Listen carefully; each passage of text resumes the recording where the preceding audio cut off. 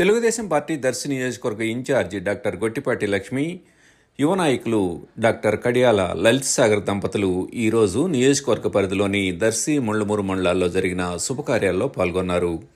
దర్శి మండలం బొట్లపాలెంలో బత్తిన వెంకయ్య కుమారుడు రాజేంద్ర వివాహ వేడుకల్లో పాల్గొని ఆశీర్వాదం అందజేశారు.